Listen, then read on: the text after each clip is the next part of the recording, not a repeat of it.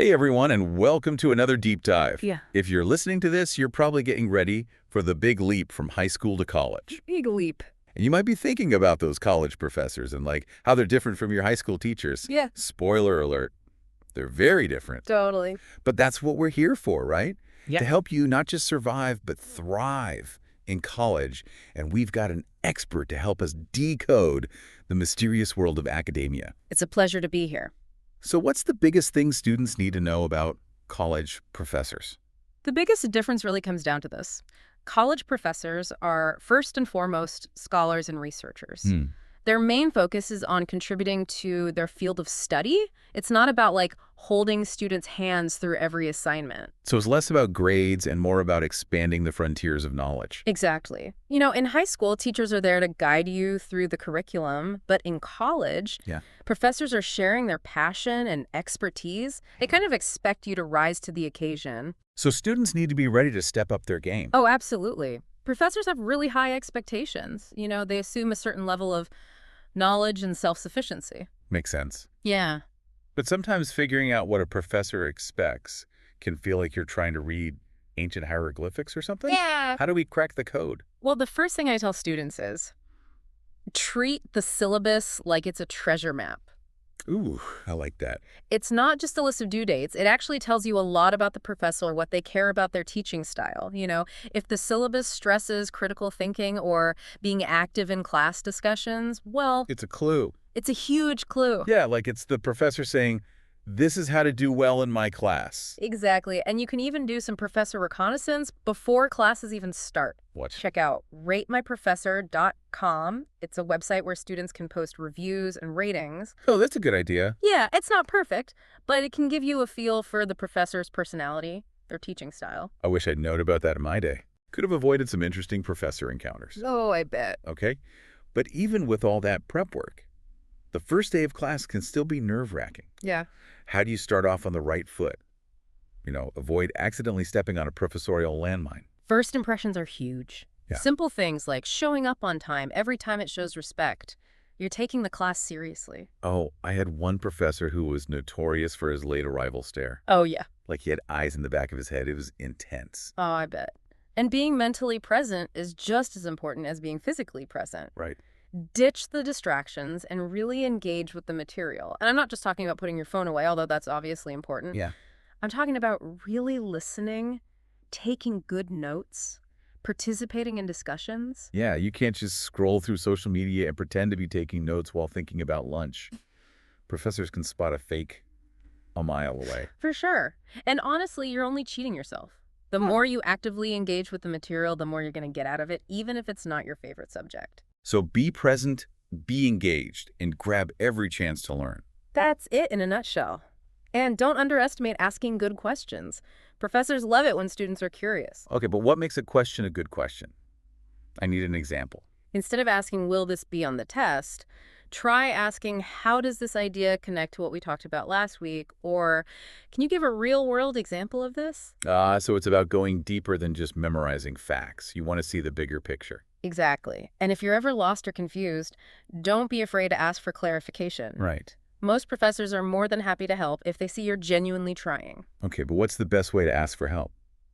Should you wait till after class, send an email, go to office hours? It's always so scary to bother them. That's a fantastic question, and it's something we're going to dive into deeper in the next part of our deep dive. We'll talk about how to really make the most of office hours and the art of writing a professor-worthy email. Sounds good. But before we go, I just want to make sure our listeners get this. Professors are not the enemy. Absolutely not.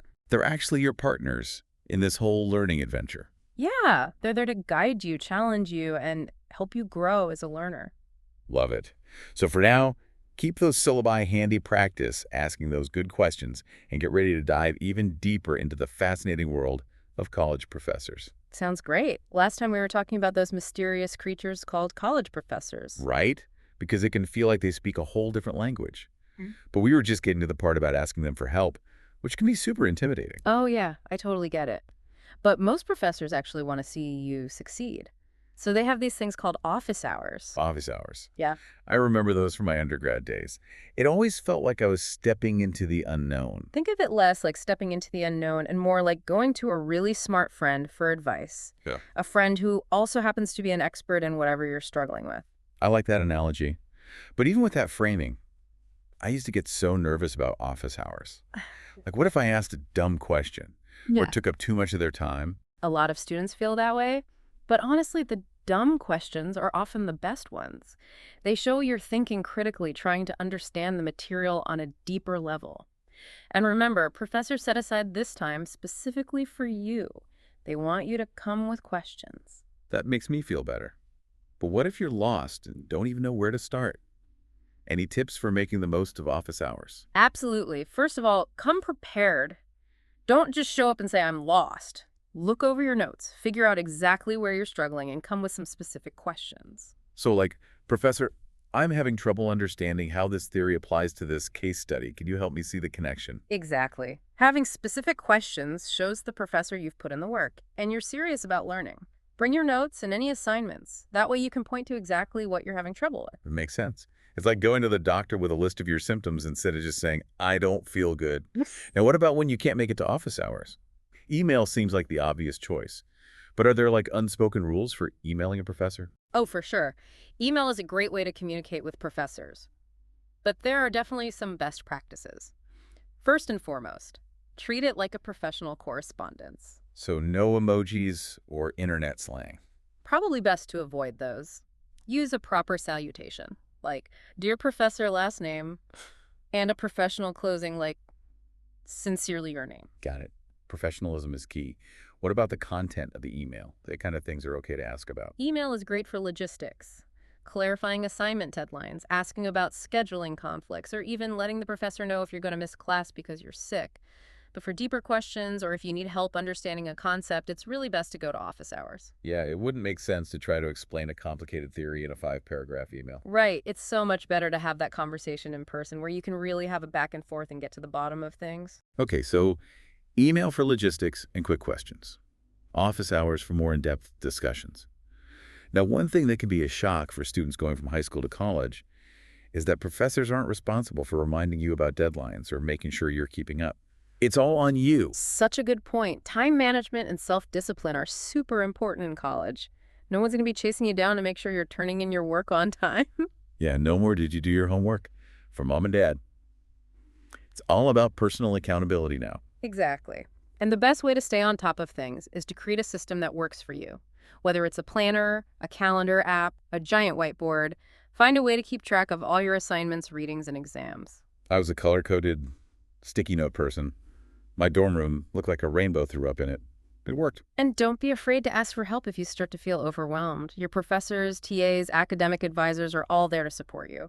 There are also tons of resources on campus, like tutoring centers and time management workshops. So it's not about struggling alone. You got to be proactive and reach out for help when you need it. Exactly. College is challenging, but it's also incredibly rewarding. And with the right tools and mindset, you can totally thrive. I love that. So we've talked about decoding the syllabus, making the most of office hours, and the importance of time management and self-advocacy. But there's one more piece of the puzzle I want to touch on before we wrap up: communication styles. Oh, yeah. That's a big one. Remember, every professor is different. They each have their own unique communication style and preferences. Right. What works with one professor might not work with another. It's like navigating a whole new social scene. Great analogy. Some professors are very formal and prefer email, while others are more casual and approachable. Some are very direct with feedback. Others are more subtle. You have to pay attention to those cues and adjust your approach. It's like becoming a professor whisperer, learning to read their signals and adapt your communication style. How do you do that? Observation is key. Pay attention to how they interact with students in class, how they respond to questions, how they give feedback. So you become a student detective, gathering clues to figure out their communication code. I like that. And never be afraid to ask for clarification if you're not sure about something. Like, if a professor gives you feedback that you don't quite understand, it's okay to say, I'm not sure I understand what you mean by, quote, the feedback. Could you explain it a little more? That's a good one, because sometimes professors use academic jargon that can be confusing for students who are new to the field. For sure. And remember, communication goes both ways. The more effort you put into communicating effectively with your professors, the more likely they are to do the same. So it's all about building those positive relationships and creating a learning environment where everyone feels comfortable asking questions and sharing ideas. Absolutely. And that's something we'll dig into even deeper in part 3 of our deep dive. We'll talk about how to navigate trickier situations like disagreements with professors and Wow. how to advocate for yourself effectively. Sounds good. But for now, keep practicing those office hour conversations. Polish your professor email etiquette and start paying attention to those communication cues. It'll make your college experience so much smoother. Welcome back to the deep dive, where we're figuring out how to navigate the world of college professors. We've covered a lot of ground. Yeah, we've talked about understanding the syllabus Mastering those office hours. and writing emails that won't make professors cringe. But we've been focusing on building good relationships and having a smooth ride in college. Right, but let's be real. Yeah. Sometimes things get a little bumpy. Totally. What happens when you disagree with a professor or feel like you've been treated unfairly? It's a great question. And it happens to almost everyone at some point in college. Professors are human too. They make mistakes. They have biases. And they don't always get it right. Yeah, that's true. The key is knowing how to handle those situations and stand up for yourself. Okay, so let's say you get an assignment back and you think the grade is way off. Right. What's the first move? Do you march into their office and demand a do-over? Maybe hold off on the drama for a sec. Okay. The goal is to have a conversation, not start a fight. Take a deep breath and really look at the feedback. So don't just react emotionally. Take some time to understand where the professor's coming from. Exactly. Look for specific comments that explain the grade. Maybe you missed a key point or didn't fully answer the question. Once you've had a chance to think it over, if you still think the grade is unfair or you don't get why you got it, then it's time to talk to the professor. Okay, but how do you do that without sounding like you're accusing them or being disrespectful? Yeah. I could just imagine that conversation going south really fast. The key is to be calm, respectful, and focused on understanding.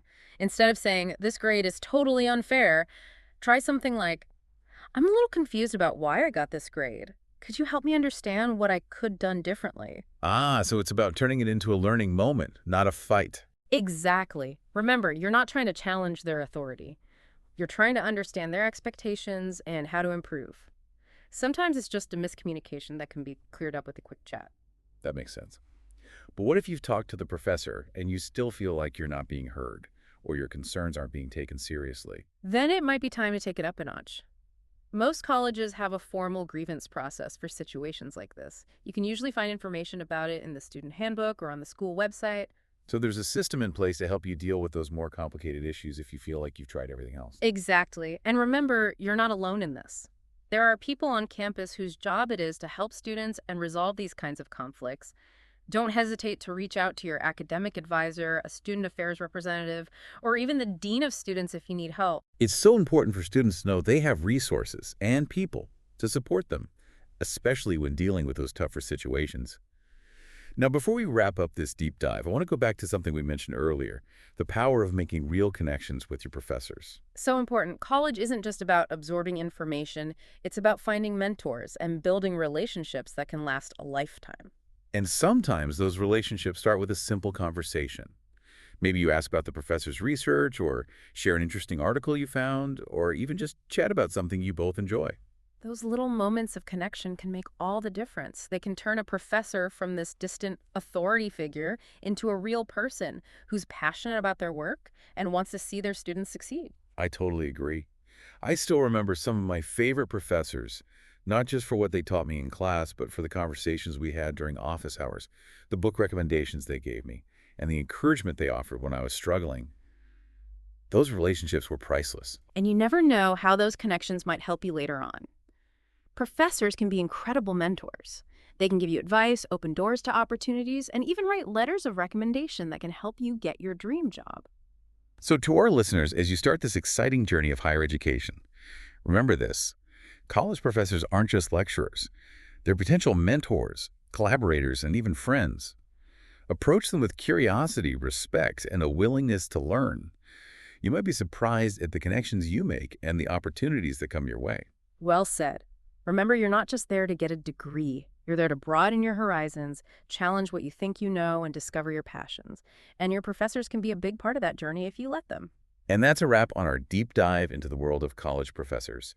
We hope you found it insightful, empowering, and maybe even a little fun. Remember, the jump from high school to college can feel overwhelming.